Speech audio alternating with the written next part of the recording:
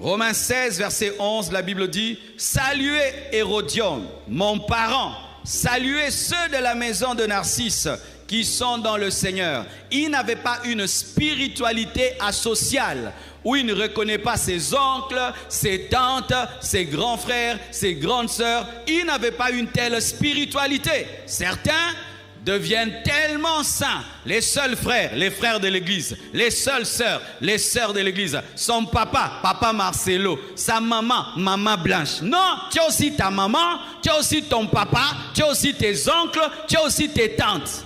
Donne-moi un petit amen, hein? Je remarque que vous êtes devenus très orgueilleux envers vos familles. Certains, vous avez des gens dans vos familles haut placés qui peuvent vous aider, mais vous êtes toujours au social de l'église. Au social de l'église. Pourquoi? Parce que tu vis dans l'orgueil par rapport à ta famille. Tu ne peux pas les demander. Et le peu que l'église a, on doit te donner à toi l'orgueilleux familial. Mais oui, tu as un grand frère, non? Tu as une grande sœur qui peut t'aider dans la vie. Mais non, là-bas tu parais. Mon Dieu me donne tout. Il pourvoit tous mes besoins. Jéhovah j'irai. Mais ils peuvent t'aider, tu refuses. Mais l'église doit tout te donner. L'orgueil. L'orgueil. Qui a sauvé Paul? Un membre de sa famille. Vous avez oublié vos membres de famille. Tu as un membre de ta famille qui peut t'aider. Mais tu vis en orgueil par rapport à lui. Tu demandes des petits montants ici à l'église, mais ton frère là peut faire beaucoup pour toi. Mais non, tu le boudes, tu es en compétition avec quelqu'un qui sera ta bénédiction. Ce n'est pas un hasard que tu sois né dans ta famille et que tu aies ton frère là qui est béni et ta soeur là qui est bénie. Maintenant, vous avez transformé l'église, c'est votre seule famille. Le pasteur Marcelo va m'aider. Le pasteur, mon frère, oui, je peux t'aider. Mais je ne peux pas trop t'aider parce que vous êtes plus de 10 000 personnes. Sinon, quoi? Ah oui, amen, hein? Il y a des choses, quand j'ai un problème, je vois ma soeur Fifi, je vois mon frère Louison, je vois Olivier, je les vois. J'appelle Olivier, j'éteins le colis tel endroit. Toi qui travailles là-bas, peux-tu me le faire sortir? Peux-tu faire ceci? Et il m'aide parce que Dieu l'a béni là-bas. Je te laisse tranquille. J'utilise la famille. Parce que si vous n'utilisez pas vos relations familiales, vous allez fatiguer l'église. Ce sera les études de l'église, toute l'église. Mais vous avez des frères et des sœurs, certains même, vous avez des parents qui ont les moyens, vous boudez vos parents.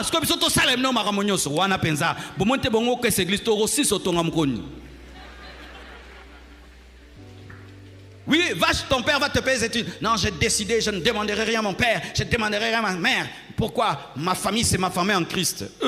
Qui te dit ça? Qui te dit ça?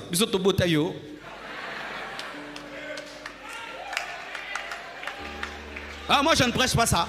Je ne prêche pas ça. La Bible dit, honore ton père et ta mère dans la chair et tu vivras longtemps. Le premier commandement accompagné d'une promesse. Acclame la parole de Dieu. Ici, tu salues tout le monde, mais quand tu rentres à la maison, tu ne salues personne. Hé, frère, attention, hein. Quand tu tomberas malade, ce sont eux qui seront là jusqu'au bout. Quand tu auras un deuil, eux vont dormir là-bas 4 jours. Nous, on viendra le jour de l'enterrement. Avec une gerbe de fleurs, on te fortifie avec la parole, on part. Mais c'est ta famille qui restera là. Quand tu tomberas malade, c'est maman qui viendra là. Ma soeur, quand tu vas accoucher là, c'est ta maman qui va porter le bébé. Faites très attention. Paul n'était pas comme ça. Amen, hein? Alors, allez récupérer vos familles. Oui, allez les récupérer. Naître dans une famille, c'est une bénédiction. C'est une bénédiction. Dieu est un Dieu de famille. Ne vous y trompez pas. Paul a échappé à cause de son neveu. Et donc son neveu l'a sauvé parce qu'il était en bon terme avec sa sœur. Sera Bouddha qui sert. Moi, je l'ai sauvé. Yo Bouddha sert. Oui, tu as boudé ta sœur, mais demain ta sœur, son enfant devient ministre. Maintenant tu vois, tu as des problèmes parce que le ministre là ne peut pas t'aider parce que tu as boudé sa maman, non? Bibouda Bouddha. Sois sage, hein? Alléluia. Parce que tu peux être béni par la 3e génération. Alléluia. Tu es en bon terme avec ta soeur, avec ta grande soeur. Son fils devient grand, il donne des parcelles aux gens. Il te donne une parcelle, tu construis un méga church. Pourquoi tu es en bon terme avec maman et l'enfant te bénit? C'est pourquoi Paul a été sauvé, parce qu'il était en bon terme avec sa soeur. Pas seulement avec Jésus, avec sa soeur. Et vous mettez toujours des versets bibliques. Le Seigneur m'a dit de ne rien demander à ma famille. Le Seigneur m'a dit, frère, je crois en de telles révélations lorsque quelqu'un qui a un bon cœur et est humble le dit. Mais un orgueilleux qui dit, Dieu m'a dit de ne pas demander, je ne crois pas, parce que tu as déjà des prédispositions à ne pas demander. Déjà, naturellement, tu es un orgueilleux qui ne demande pas. Et c'est facile que tu dises que Dieu t'a dit de ne pas demander. C'est ton orgueil qui t'a donné une prophétie. Mais si quelqu'un de humble qui demande facilement, maintenant Dieu lui dit, ne demande pas, je crois plus facilement. Mais toi déjà de nature aux habits, bois qui ça. Et puis Dieu te dit de boire qui ça, c'est Satan qui t'a dit de boire qui ça. Vraiment, je t'assure, quand tu étudies Paul, tu comprends pourquoi cet homme avait du succès. Comment il avait de l'impact. C'était un homme équilibré. C'est ça la force de Paul. Tu le cherches intellectuellement, il l'est. Théologiquement, il l'est. Familialement, il l'est. Alléluia. C'était un homme même qui faisait des exercices, parce qu'il dit que l'exercice corporel sert à peu de choses. Donc il en faisait un peu aussi, parce que si tu fais les tentes, tu dois être musclé aussi. L'équilibre fait partie du succès. Amen. Hein? Et ce, dans tous les domaines. Acte 9, versets 1 à 2. La Bible dit, cependant Saul, respirant encore la menace et le meurtre contre les disciples du Seigneur, se rendit chez le souverain sacrificateur. Il avait accès, pas chez le sacrificateur, le chef. Il est allé là-bas, chez le souverain, le sommet de la spiritualité en Israël. Paul il entrait là-bas. Pourquoi ? Il était influent, il était dans une famille influente et depuis qu'il est enfant, il a été enseigné dans le pharisianisme et ça lui a donné de l'influence. C'est ça l'image que tu dois avoir de Paul. Amen. Comment s'est-il converti? Acte 9, versets 1 à 9 nous parle de la conversion de Paul. Cependant, Saul, respirant encore la menace et le meurtre contre les disciples du Seigneur, se rendit chez le souverain sacrificateur et lui demanda des lettres pour les synagogues de Damas, afin que s'il s'y trouvait des partisans de la nouvelle doctrine, hommes ou femmes, il les amena liés à Jérusalem. Et vous savez comment Jésus-Christ lui est apparu. Il a jeté par terre, il a rendu aveugle, il a fait un jeûne de 3 jours. Ananias est venu, lui a ouvert les yeux et Jésus lui a révélé sa mission, qu'il était appelé pour souffrir pour lui.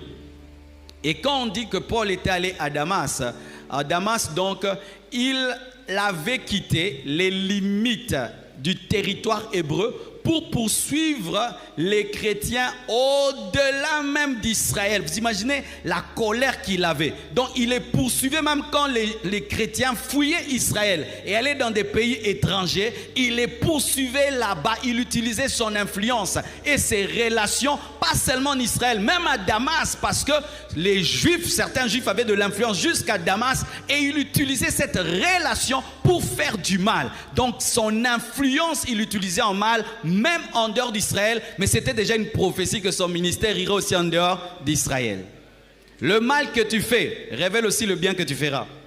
Je répète, le mal que tu fais révèle aussi le bien que tu feras. C'est pourquoi remarquez les gens qui ont beaucoup servi le diable. Quand ils servent Dieu, ça devient des puissants serviteurs de Dieu, parce que Dieu aime confondre Satan. Amen. Hein? Et je dis, quelle que soit la hauteur de tes péchés, Dieu a un plan dans ta vie et Dieu t'utilisera. Si le diable a pu t'utiliser, Dieu t'utilisera davantage.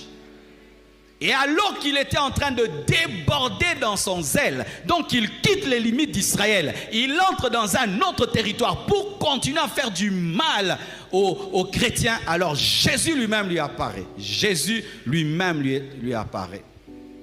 Pour apprendre le judaïsme, il a eu comme professeur Gamaliel. Mais pour apprendre le christianisme, il a eu comme professeur Jésus lui-même. Alléluia. Il a eu un grand professeur dans le judaïsme. Il a eu aussi un grand professeur dans le christianisme, parce que lui ne s'est pas converti parce qu'on lui a dit, lui-même a vu.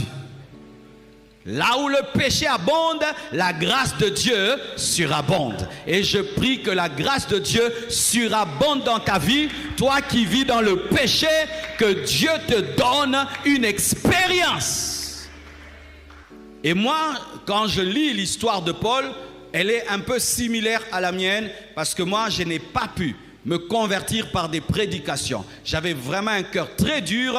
Jésus m'est apparu par une lumière et une voix m'a parlé comme Paul et m'a dit: Marcelo, convertis-toi. J'ai répondu à la voix et la voix m'a répondu. Et c'est comme ça que j'ai été transformé. Mes frères, l'histoire de Acte 9, ce n'est pas une fable, cela est vrai. Moi-même, j'ai expérimenté ce que Paul a expérimenté, mais seulement je ne suis pas tombé de mon cheval. Amen. J'étais sans cheval. Amen. Mais j'ai vécu ça. Donc,